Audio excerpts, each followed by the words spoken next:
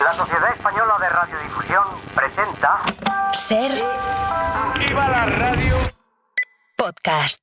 Siempre. Es que, además, no hay cosa que nos guste más, ¿verdad, Félix? Que dentro del juzgado de guardia ir abriendo como caminos, subsecciones. Ya tenemos asesinos en serie, juicios históricos, diccionario jurídico, juicios a personajes históricos. Por ejemplo, por aquí hemos repasado ya el juicio a Jesucristo. Pero no solo vamos a acercarnos a juicios conocidos por todos, sino también a otros juicios un poquito menos conocidos. Y hoy a un personaje al que se le atribuye tantas frases célebres, a Oscar Wilde. Antes, como siempre, por favor, no perdamos las buenas costumbres. Vamos a ambientarnos siguiendo nuestra tradición con un fragmento de ficción. Esto es de una película. He hecho cosas horribles, cosas monstruosas, y eso tiene un precio.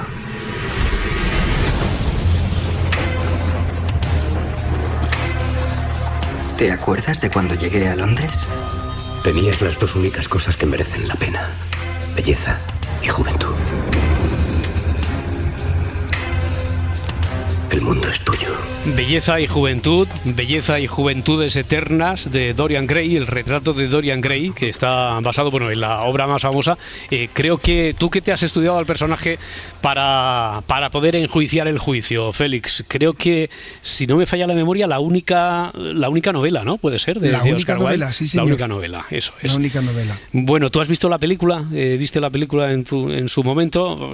Si no, de todas formas, la vida de Oscar Wilde, y desde luego la historia esta del retrato de Dorian Gray, es tan fascinante, tan apasionante, que yo recomendaría verla, ¿no, sí. Félix?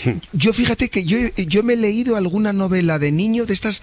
¿Os acordáis de las novelas ilustradas donde se resumían? Pues no he visto la película, pero sí me he leído en novela ilustrada el retrato de Dorian Gray, que no me lo he leído la novela original. Oye, pero tú te refieres a aquella colección clásica de Bruguera, donde no sé, es que yo creo que los grandes clásicos al principio...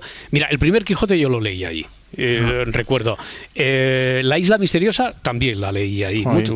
Pero de aquellos que se abren son muñecos que se hacen así en 3D, ¿no? Bueno, no sé, yo no estoy hablando de eso, o tú sí, Félix. Vale. No, yo creo que eso es otra generación. Otra. Vale. No, yo estoy hablando de unos que venía como si fuera un cómic, una página era en relato, novelado, y otro era de la misma historia pero en cómic. Me estoy refiriendo a esa de Bruguera. No sé si es la misma de la que estamos hablando, Félix, ¿no? Sí, sí. Oye, primero conozcamos al enjuiciado, a Oscar Wilde. ¿Qué has indagado? ¿Quién fue Oscar Wilde, Félix? Yo espero a ver si os sorprendo, porque yo he descubierto muchas cosas que no sabía, A ver si sorprendo a los chicos. Bueno, Oscar Fingal o Flaherty Wills Wilde, así era su nombre, conocido como ya Oscar nos ha sorprendido. Claro, mejor que se ponga nombre artístico Oscar Wilde, porque si no... ¿No? Pues se cogió como el quinto nombre, como veis, para el más corto, para su ¿no? nombre. Nació en la que en el entonces era ciudad de Dublín, que era británica en aquel entonces, en 1854. Fue uno de los dramaturgos, escritores, fijaros, todos estos campos: dramaturgo, escritor, poeta, ensayista, polemista y periodista, más que tú, más poliédrico que tú, Roberto, más famoso de la época victoriana. Soy abogado, estoy embarazado. En mi opinión, Roberto y chicos, encarna a la perfección un precedente del éxito de personajes culturales de hoy en día. Si fuera de hoy, estaría en los programas de televisión, en las tertulias, porque era un polemista, ¿no?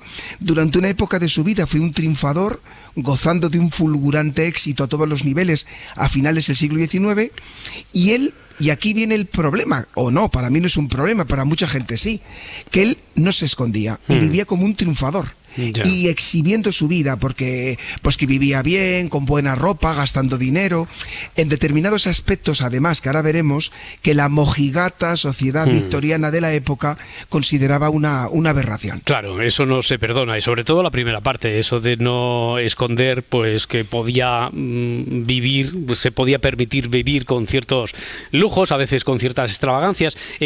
Habías dicho que sería polemista. ¿Tú lo encuadrarías en la clase del polemista provocador? Sí, sin ninguna duda. Vale. Sin Para ninguna situarnos, Sí. decíamos, oye, que Dorian Gray, su única novela, ¿qué obras literarias relevantes? Es que, sobre todo obras de teatro, ¿no? Básicamente. Efectivamente, sobre todo es dramaturgo y todos aparte de que todos hemos escuchado o dicho alguna de sus frases, y luego iremos a eso, si te parece, Roberto, todos hemos escuchado, hemos visto en el teatro, en la televisión o alguna serie sobre sus obras de teatro más importantes. Tiene 4 comedias, las más importantes: El abanico de Lady Windermere, Una mujer sin importancia, Un marido ideal o La importancia de llamarse Ernesto. ¿A qué os suena? Sí, claro. Lo que es muy interesante es que es un hombre profundamente moderno en su forma de escribir. Y lo más importante es cómo retrata a las mujeres. Las mujeres no se someten a un orden establecido, se rebelan contra el dinero, contra ese orden establecido, contra el poder, contra el matrimonio. Es, por tanto, profundamente provocador sobre esto. ¿Me permites, Roberto, que os cuente una anécdota muy interesante a este respecto? Hombre, no es que te lo permita, es que te lo pedimos encarecidamente. Sí, cuenta. Fijaros, una de sus obras teatrales, que no fue un éxito, también hay que recalcarlo, que era un drama y que fue súper polémica, fue Salomé, escrita en 1891. Fijaros que os cuento. Fue polémica porque nuestro amigo se atrevió a cambiar la historia de la Biblia y a poner a la mujer, a Salomé, en el centro. Os explico. La historia de la Biblia cuenta más o menos que Salomé fue la responsable de la muerte de Juan Bautista. Según el relato bíblico, Salomé, a cambio de un baile sensual, si os suena, inmortalizado en el arte, por ejemplo, por Caravaggio, convence a su padrastro, el rey Herodes, de que decapite a San Juan Bautista. Salomé, en el retrato bíblico, había actuado por manipulación de su madre, sin tener personalidad, ¿no? ¿Por qué la madre de Salomé quería matar a San Juan? Porque Juan Bautista no veía bien que esta señora, estando casado con otro rey, conviviera y fuera amante de Herodes. Las mujeres en el relato bíblico son vistas como algo negativo, pecaminoso, inmorales, manipuladoras y manipulables. Vale, eso lo coge Oscar Wilde. ¿Y qué hace con eso? Ya veréis. Empodera a Salomé, la dota de individualidad. Aquí es Salomé la que está enamorada de Juan Bautista.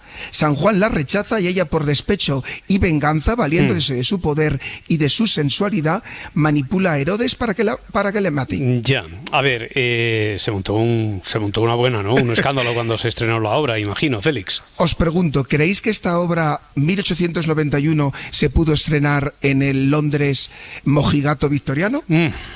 Se estrenó. Se estrenó 40 años después. 40 años después. 1971. Vale. Y aún así se montó el escándalo también. Sí. No, sí. ¿Dónde sí que se estrenó? En Francia, que en aquella época era mucho más liberal, y a que no sabéis, es que son las cosas chulas, ¿no?, de cuando uno se prepara esto, o sea, que no sabéis quién diseñó el programa de la obra de teatro de París. Ay, me suena. ¿Quién trabajaba y empezó a hacer? Dímelo. Toulouse-Lautrec. Sí, señor. Eso es. Oye, los verdaderos problemas de Oscar Wilde, ¿cuándo empiezan? Pues veréis. A finales del 19, la envidia, y aquí viene también la homofobia, y el no querer esconder su modo de vida, contradictorio y también hipócrita, por parte de Oscar Wilde, se unió a una justicia no democrática, que no defendía la libertad de las personas. Mirad que yo defiendo con pasión la justicia, pero yo defiendo una justicia democrática, sin una perversa moral sexual que sometía a las mujeres y que criminalizaba a los hombres y mujeres que tenían una visión no heteropatriarcal de la vida. Ya, porque, a ver, la situación personal de Oscar Wilde en ese momento, ¿cuál era? Fijaros qué provocadora era su situación personal para la época. Os hago una fotografía de Oscar Wilde a finales del siglo XIX. Es un hombre de éxito, como hemos dicho, atronador, como escritor, como crítico, como polemista. Está casado, tiene 2 hijos. Sin embargo, no escondía delante de todo el mundo, porque le gustaba ir a los estrenos de teatro, pues a todas estas cosas, a la ópera, por la compañía masculina, con sus gestos de cariño hacia sus acompañantes masculinos y sus tendencias claramente homosexuales.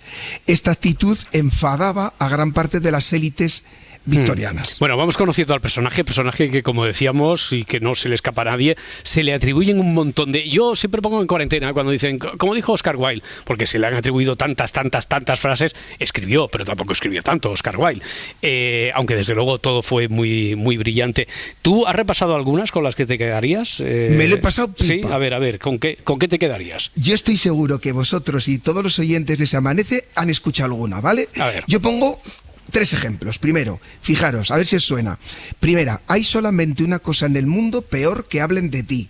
Y es que no hablen de ti. Ah, esa es Oscar Wilde, seguro. Esa es Oscar Wilde. Vale, ¿qué más? Vale. Segunda, las preguntas nunca son indiscretas, las respuestas sí. Ya. Vale. Está bien, ¿eh? Sí, Está es, buena, es un filósofo. Sí, sí. Bueno, todas son buenas. ¿Sigo? Otra más. Sí, Venga. porfa. Experiencia es el nombre que damos a nuestras equivocaciones. Es que las mejores las tiene Oscar Wilde, claro. Es que, ¿Me permites añadir una que me encanta?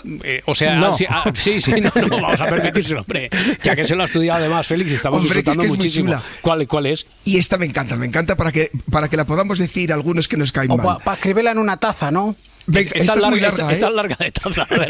A ver si nos Solo cabe. podemos dar una opinión imparcial sobre las cosas que no nos interesan. Sin duda, por eso mismo, las opiniones imparciales carecen de valor. Sí, polemista, como decías al principio, y provocador, desde luego. Entonces, a ver, ¿cuándo empiezan a porque un hombre de éxito, sus estrenos, polémicos, ¿cuándo empiezan a torcerse las cosas para Oscar Wilde? Pues fijaros, en esta época de gran éxito de Wilde, su amante era un chico, Alfred Douglas, un apuesto joven que era 16 años más joven que él. Además, Oscar Wilde tenía 36, él tenía 20. Hijo, es que se junta todo, ¿eh? Hijo de un aristócrata conservador con el que Wilde se atrevió con este chico a mostrarse públicamente en fiestas, No se tapaba restaurantes. mucho, no se escondía, no. No, alardeando además de promiscuidad sexual, ¿vale? Unos afirman que por su carácter provocador, otros porque equivocadamente consideró que su fama era un escudo protector infranqueable. Aquí surge un debate interesante sobre qué le llevó a ser tan poco prudente, entre comillas, ¿no? en esta situación. Y a mí esto también me recuerda a este carácter provocador. Fijaros, dejadme que haga esta relación a lo de que ciertas mujeres iraníes han hecho en los últimos tiempos saliendo a las redes sociales con la cabeza descubierta sin el hijab, ¿no? Y lo que ha supuesto, ¿no? Por tanto, también me hace la reflexión que las cosas a veces no cambian tanto, no han cambiado tanto. Hombre, pues esto vaticina nada bueno, que ya sabemos que todo va a acabar a desembocar en el juicio, ya veremos por qué y cómo se le juzga, pero venga, que se avecina algo malo, nos tienes intrigados. ¿Qué pasó exactamente, Félix? Vale, lo desvelo. Las noticias del comportamiento homosexual de Wilde llegan al padre de su amante, que era el marqués de Queensberry.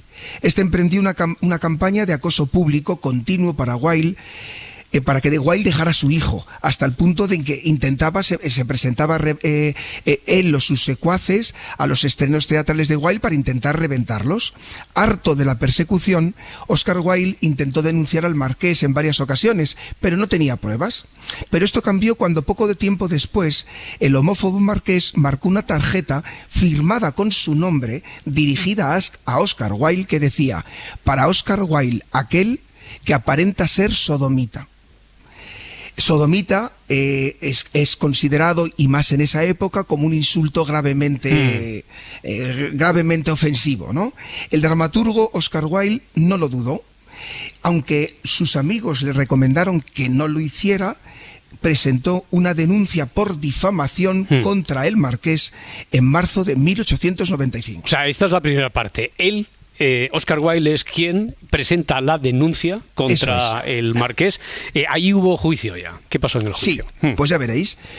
Fue una aberración de juicio y pasó lo que nunca debe suceder en un juicio, ¿vale? Os pongo en antecedentes.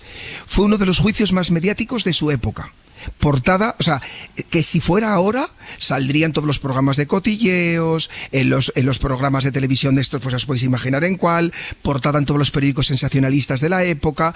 Pero ¿sabéis por qué? Sobre todo deseosos de saber qué nombres de varón salían a relucir. Ya. ¿Por qué? Porque el juicio se destinó a escudriñar de manera vergonzante la vida privada de una persona, con quien compartía su intimidad sexual, indicándose que si era con otro hombre era abyecta y merecía una condena penal. Recordemos que el principio, el inicio, es una denuncia que pone ese hombre al que al final se le acaba juzgando por su actitud que se entiende abyecta, es una denuncia que él pone contra quien él piensa que desde luego le ha difamado, ¿no? Públicamente. Efectivamente. Vale. ¿Qué es lo que hizo el marqués? El marqués compró incluso a hombres jóvenes su testimonio para que fueran al juicio a reconocer que se habían acostado con el escritor. Y de esa manera el marqués trataba de probar que lo que había firmado en esa carta era verdad, ¿vale? Y aunque era evidente, había elementos, según hemos podido estudiar, ¿no? El juicio ahora, ¿no? Había signos evidentes de que había una confabulación y de una manipulación, como parecía que lo que sí que se decía, como Wilde no había escondido su homosexualidad, en el fondo estaban alimentando el prejuicio que ya existía. Ya. ¿Me entendéis? Sí, perfectamente. Wilde siguió con su actitud provocadora, quiero decir, lejos de amilanarse en el juicio, incluso representó un poco el papel, todavía alargó más la sombra de la figura que en torno al mito que existía en torno a él, ¿no? Era, muy bien, tú lo has dicho, Roberto, ¿se creía el personaje? ¿Era soberbio o no? Simplemente quería defender su forma de vida. Fijaros, hay una famosa respuesta que da, fijaros cómo era, cuando se le preguntó si había besado, fijaros qué preguntas se hacían, si había besado a un determinado hombre, y dice él, y entre comillas, por supuesto que no, es un chico particularmente soso y desafortunadamente muy feo. Ya, muy intimidado parece que no se le... No, porque no sé si podemos llegar a intuir si Oscar Wilde sabía lo que se le venía encima con todo esto. Al final del juicio sí, y acabó, fíjate qué pena, que esta actitud, este hombre provocador, acaba negando su propia homosexualidad porque se veía venir que el juicio se podía, como un boomerang, volver contra él, ¿vale? Entonces, ¿qué pasó? El juicio termina el 5 de abril, la sentencia da la razón al marqués afirmando que lo que había escrito en esa tarjeta era cierto. ¿Y sabéis las consecuencias? Bueno, fue arrestado, pero además al día siguiente prácticamente, sí, ¿no? Fue arrestado. Y el marqués presentó cargos contra Wilde por, atención, entre comillas, indecencia grave y sodomía. Ya. Fue condenado a 2 años de trabajos forzosos. Fue condenado a 2 años de trabajos forzados por homosexual.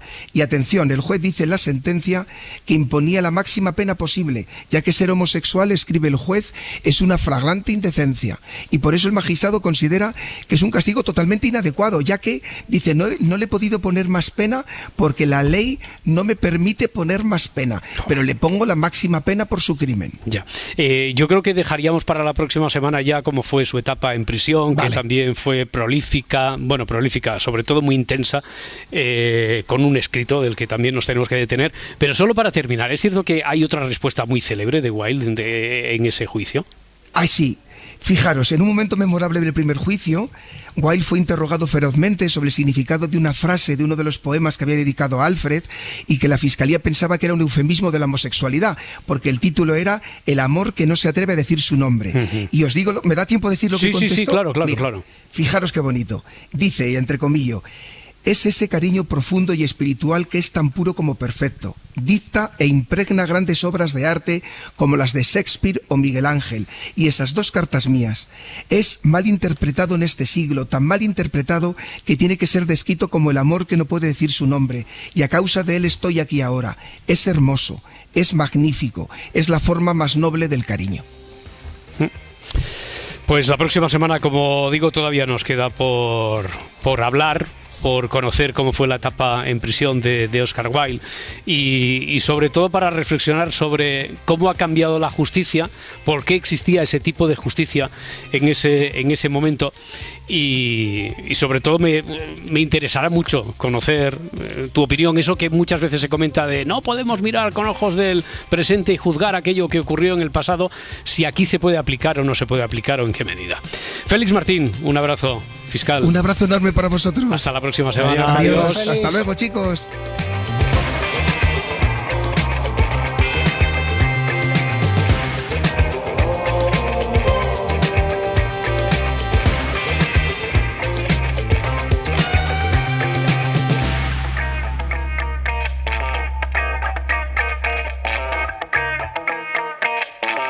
Si amanece, nos vamos. Cadena SER. Para no perderte ningún episodio, síguenos en la aplicación o la web de la SER, Podium Podcast o tu plataforma de audio favorita.